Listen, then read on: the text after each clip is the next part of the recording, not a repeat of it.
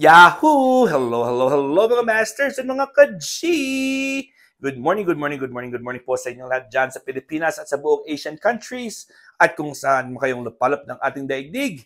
Kahit wala po si G dito ngayon, ay kasi ako ay nagre-recording dito po sa clinic. Kasi wala po si G dito sa clinic namin. Kaya, good morning, good noon, good afternoon, good evening, good night na po sa mga ready na matulog. At syempre, welcome po sa ating G and Daddy Health and Lifestyle Tips. Kahapon po ay nag-discuss na po tayo, naumpisahan na po natin ang tinatawag nating meridian clock. Ayan po, meridian clock. And na-discuss na po natin yung ang large intestines at saka yung stomach. Okay? So we have a 24-hour clock here wherein this is the proper functioning. Then po active yung mga organs natin. So let's proceed po. Of course, a little review. 6 o'clock is the time when we poop.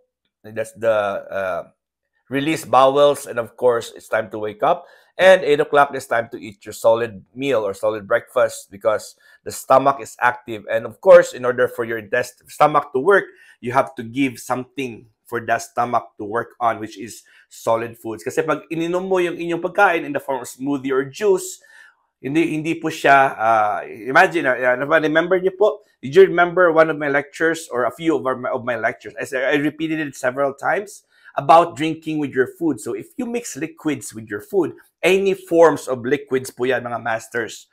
So water, juice, tea, coffee, alcoholic beverages, and unfortunately, soup is also liquid. What happens is your enzymes gets diluted. So once the enzymes are diluted, hindi na po siya very strong enough para tunawin po yung mga pagkain natin na kinakain. So the enzymes, and not just the enzymes, but also our gastric juices, the gastric juices need to be very highly acidic. Acidic po dapat po yan. Kaya kailangan panatiliin, we should maintain our gastric juices and our saliva in their natural pH level, which is acidic. So drinking liquids with your meal will make your enzymes, will make your gastric juices and your stomach pH bad because it will dilute. It will dilute. Meaning, ibig sabihin po ng dilute is magiging hindi na po siya konsentrado, hindi na siya concentrated. So katulad po, imagine niyo po, mayroon kayong 1 litro na vacant or empty bottle at nilagyan mo ng 2 patak ng dishwashing liquid, isang katuktak na patak. yung dishwashing liquid, whatever dishwashing liquid you have, just 2 drops and pupunuin mo yan ng 1 litro ng botelya, ng bottle. If you fill it up with water and you only had 2 drops of dishwashing liquid, my question is, will you be able to wash your dishes with that solution? And the answer is, of course, no, because that's too weak. So what happens is, if you drink liquids with your food, if you drink liquids as your meal, there will be no such thing as a digestive process that will happen because when you chew, that's when you start the intestines and your stomach juices to produce juices and to produce acids, and your intestines will start to move. So if you don't chew, there's no processing that will happen. That liquid will just pass through and it will come out very quick. And of course, it can also cause phlegm and mucus. Sa mga masters at mga ka-G, pag liquid ang iniinom mo in behalf of your food, so halimbawa, yung meal mo, binalender mo, or power bullet mo dyan, so, siyempre, nilalagyan mo yan ng liquid, water, or milk, o kung ano man dyan nilalagay mo. So, magmi-mix na po yan, magiging liquid na po siya. Pag ininom mo po yan, ay ang inyong enzymes po ay magiging different ng pH niya kasi nilagyan mo na ng fluids. And you will also retain phlegm. Anong phlegm? Phlegmas. Diba, may na-notice po kayo, iba dyan, parang gumaganon-ganon, parang may nababara sa lalamunan po nila. Ayan po sa mga kaibigan ko dyan na paraging may sinus congestion at meron pong, kilala niyo na, alam niyo na kung sino po kayo dyan. Parang meron po kayong something na stuck sa inyong lalamunan. Ayan po, ang solution po dyan, please do this. And this is my very best advice para sa inyo, is avoid drinking liquids with your food and chew your food really, really well. Plus, you have to make sure that you don't drink your food. So kailangan you have to chew your food really, really, really, really, really, really well bago niyo po itong lunukin. Alright, let's proceed po sa ating 10 o'clock. The spleen is active. Spleen na naman po yung active, mga masters. This is the time for clear thinking the spleen converts food into energy. So whatever you ate from your breakfast, because you have 2 hours before that, so there will be some materials that will be used that are easy to convert. So meron tayong mga halimbawa, yung mga for energy, carbohydrates, and other energy-giving foods. So yan po, i-convert niya po yan kung ano makakain mo. Pero note this, hindi lahat ng pagkain, not all of your food will be converted into energy or chi. Chi is energy, okay? So not all of your food will be converted into energy because not all food are processed fast. Some of the foods we eat, it will take time for them to be processed because of their protein levels, their fat levels, and of course, how heavy they are when it comes to digestion. Okay, so make sure that you eat breakfast, because if you only drink coffee here in the morning, which we have already explained that a few days or weeks ago or months ago, that if you only have coffee in the morning, the problem is your spleen doesn't have anything to convert into energy, because this energy from the caffeine is already, because caffeine is an upper, which means na pinapa-active ka niya. So since nga ay yung spleen natin po ay hindi na po, wala siyang po material na i-convert into energy because caffeine doesn't have nutrients. Okay, hindi siya considered as food, but it's just a stimulant. So yung energy na manggagaling po sa iyo sa umaga ay manggagaling sa caffeine. And unfortunately, since na-discuss na po natin ito at alam ko sa inyo na alam nyo na coffee is not good on an empty stomach, mga masters. Why? Because coffee contains caffeine, and caffeine will only increase your cortisol level. Cortisol is the stress hormone. Cortisol, again, is the stress hormone. So, ibig sabihin po, pag ikaw po ay uminom ng kape, sa paggising mo agad sa umaga, ay ini-increase mo lang po yung cortisol, and you will only make your body acidic because stress increases acidity. So, mas lalo po magiging acidic ang iyong katawan pag mataas yung stress hormone mo.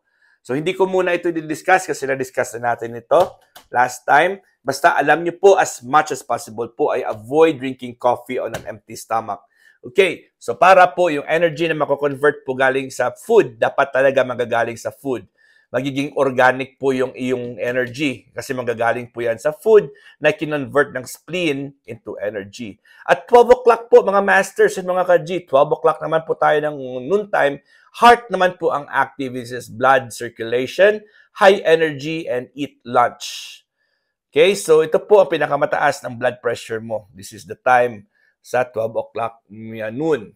Okay, and it says here, eat lunch because 4 hours ago, yan po ang iyong time na kumain ka ng iyong breakfast. So, konti lang naman kasi yung breakfast is not that big or it's not that much compared po sa ating lunch. Lunch is in the middle of the day, kaya po kailangan po natin talagang kumain ng heavy.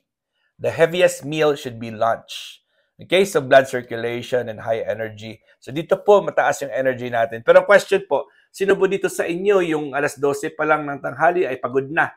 Pag ganun yung problema mo, definitely kayo po ay hahanap na naman ng kakainin na sweet, matatamis, sugary, fatty, and unfortunately, yung iba po dyan ay magsa-second na cup or third cup or fourth cup na ng kanilang kape para lang po ay masustain po sila sa buong hapon na sila po ay nagtatrabaho. But, dapat ang pagkain na kinain mo for breakfast, yan po ang magsusustain sa iyo from breakfast to lunch.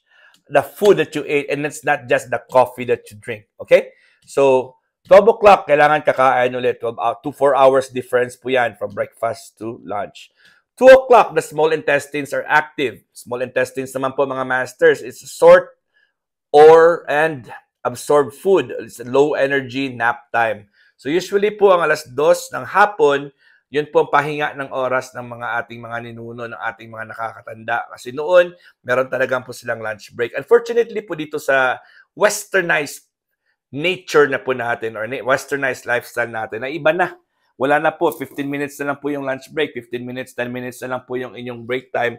So wala ka na po talagang time para pong kumain ng gusto, kumain ng tamang oras, at at mag-rest. Kasi puminigyan ka lang tayo ng ilang minuto. Okay? So, tandaan po natin 2:00, yun po yung small intestines. And then 4 o'clock po, ayan po the bladder. The bladder is active naman po. Energy is restored. So medyo masigla-sigla ka na dyan, may energy ka na. Liquid waste released, work and study. So it means na ito po, mas usually tayo ay umiihi, tayo po ay nag-excrete. Hindi naman tayo pagpupupo. Isang beses na po tayo magpo sa isang araw. As much as possible po mga masters. 6 o'clock ng umaga tayo mag-poops. Kailangan niyo po talagang i-practice po yan because that's the only time release bowels. So, yan. That's the only time that the large intestines are active, kaya it's the time for us to empty it in preparation for the whole day of processing kasi meron tayong tinatawag na meridian clock. Alright, so next po natin is meron tayong bladder na, tapos na po tayo sa bladder. At 6 o'clock, ayun na po, 6 o'clock is kidney. The kidneys are active. It store nutrients. So whatever you ate from breakfast and lunch, yung mga nutrients po dyan ay isa-store niya na. Okay? Kasi dito naman sa umaga, 10 o'clock, energy naman yung kinonvert niya. Dito naman yung nutrients mo isa-store. So build bone marrow. Ito pala yung 6 o'clock. Dito po yung nag-build po yung ating bone marrow wherein yan po yung responsible sa pag-produce ng ating red blood cells at white blood cells po natin. So ito po ang bone marrow is very important. So, kailangan tayo ay nakapattern po yung ating katawan. So, paano po ito maging mas effective? It's also the time for supper or dinner. Okay, dinner time din po ang 6:00 ng umaga. So, imagine this. This is from 8, 12 to 6. Yan po ang oras ng ating meridian clock. For now po mga masters at mga ka-G, hanggang dito lang po tayo. At kita-kits tayo ulit bukas kasi hanggang 12 minutes lang po tayo. Again, in behalf of G, this is your one and only Master Worm. God is great. Yahoo!